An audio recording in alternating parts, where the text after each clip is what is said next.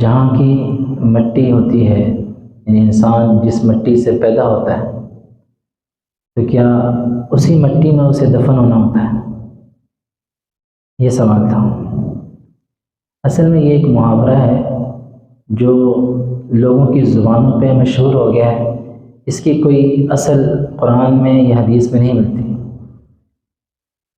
اور یہ مشابہہ ایک آیت سے اصل میں ہوا ہے۔ اللہ قرآن فرماتے ہیں منہا خلقناکم، اس زمین سے ہم نے تمہیں پیدا کیا، وفیہا نعیدکم، اسی میں ہم تمہیں لوٹا دیں گے، ومنہا نخرجکم تارۃ اخری، اور پھر اسی زمین سے ہم تمہیں دوبارہ نکالیں گے۔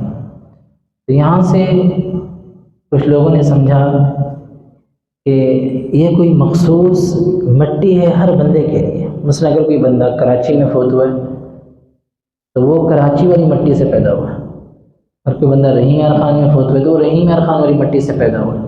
اور اگر یہیں دفن ہوا ہے، صرف فوت ہونا نہیں، کوئی بندہ اگر دفن ہوا ہے نا بالفرض، تو کہتے ہیں جہاں کی مٹی تھی وہیں بندہ پہنچ گیا، اس نے یہیں دفن ہونا تھا، لہٰذا اسی مٹی سے اس کی پیدائش ہوئی۔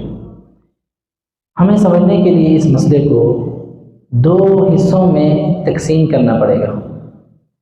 ایک حصہ ہے اصل کا، یعنی انسان کی اصل کیا ہے، وہ مٹی ہے۔ انسان کی اصل وہ مٹی ہے، اور وہ کیا ہے؟ سیدنا آدم علیہ السلام۔ آدم علیہ السلام کو اللہ تعالیٰ نے مٹی سے بنایا، یہ انسان کی اصل ہے جسے ہم اوریجن کہتے ہیں۔ اس کے بعد پھر ہر بندے کا جو معاملہ ہے اس کا تعلق نطفے سے ہے۔ اللہ نے قرآن میں فرمایا وَلَقَدْ خَلَقْنَا الْإِنسَانَ مِنْ سُلَالَةٍ مِنْ طِينٍ، انسان کو ہم نے پیدا کس سے کیا؟ مٹی سے، یعنی اس سے مراد اس کی اصل ہے سیدنا آدم علیہ السلام۔ جیسے اللہ نے جنوں کے بارے میں فرمایا وَخَلَقَ الْجَانَّ مِنْ مَارِجٍ مِنْ نَارٍ، جنوں کو آگ کے شعلے سے پیدا کیا گیا، یعنی جن کی اصل آگ کے شعلے سے۔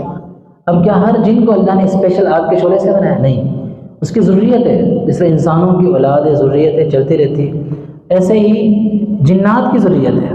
قرآن میں اللہ نے فرمایا أَفَتَتَّخِذُونَهُ وَذُرِّيَّتَهُ أَوْلِيَاءَ مِن دُونِي وَهُمْ لَكُمْ عَدُوٌّ، کیا تم اسے یعنی شیطان کو اور اس کی ضروریت کو یعنی اس کی اولاد کو میرے سوا دوست سمجھتے ہو؟ اس سے معلوم ہوا ان کی بھی اولادیں ہیں، تو ان کی جو اولادیں ہیں ہر ایک بچے کو، ان کے ہر ایک بچے کو آگ کے شعلے سے اسپیشل پیدا کیا کہ نہیں، جس طرح ان کا سسٹم ہے ویسے وہ پیدا ہوئے۔ تو یہ ہم نے پہلے تو اسے سمجھنا ہے کہ ہر ایک انسان کی جو اصل ہے وہ سیدنا آدم علیہ السلام ہے، اور آدم علیہ السلام کو خلقہ من تراب، اللہ نے کس سے پیدا کیا؟ مٹی سے پیدا کیا۔ دوسری بات، باقی جو جتنے بھی لوگ ہیں، بنی نوع انسان ہیں، ان تمام کا تعلق نطفے سے ہے۔ ثم جعلناہ نطفۃ فی قرار مکین، پھر ہم نے اس آدم کو، اس کی ذریت کو، اس کی اولاد کو ایک نطفے کی شکل میں بنایا۔ دیکھیں نا، کئی لوگ ایسے ہیں، اگر ہم عقل سے سوچیں، کئی لوگ ایسے ہیں کہ وہ سمندروں میں فوت ہو جاتے ہیں، غرق ہو گئے، ان کو تو مٹی ملی نہیں، پھر اس کا کیا جواب ہوگا؟ کئی لوگ ایسے ہیں، وہ ہوائی جہاز جب کریش ہو جاتا ہے، ختم ہو گیا ہوائی جہاز، بالکل ذرے ذرے ہو گئے، تو ان کی جسموں کے بھی ذرے ذرے ہو جاتے ہیں، اور کہاں کہاں وہ ہواؤں میں بکھر جاتے ہیں، پتہ نہیں کہاں کہاں وہ جا رہے ہیں ان کے جسم کے سے۔ تو وہ ان کی وہ مطلب پھر مٹی سے پیدا ہی نہیں ہوا، اس کا مطلب وہ تو پھر ہواؤں سے پیدا ہوئے تھے۔ ہاں، جو سمندر میں گیا وہ پانی سے پیدا ہوا تھا، اس کا جواب تو یہ ہونا چاہیے نا۔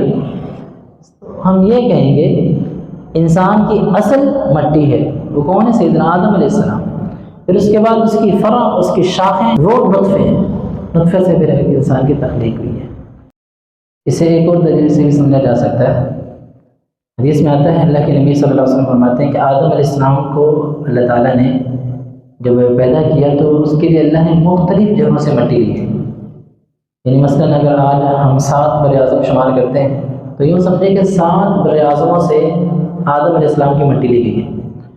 اور پھر جب آدم علیہ السلام دفن ہوئے تو کیا آدم علیہ السلام 7 بر اعظم میں دفن ہوئے؟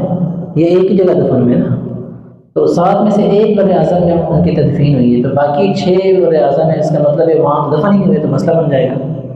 یہ بھی ایک عقلی دلیل ہے جس سے سمجھا جا سکتا ہے کہ جو جملہ مشہور ہے کہ جہاں کوئی بندہ دفن ہوتا ہے اس کے بارے میں ہم کہتے ہیں کہ یہ جہاں کی مٹی تھی وہیں آ کے دفن ہو گیا ہے. یہ جملہ ایک غلط جملہ ہے جس کو ہم ایک عقیدے کی صورت بنا لیتے ہیں، یہ درست نہیں ہے.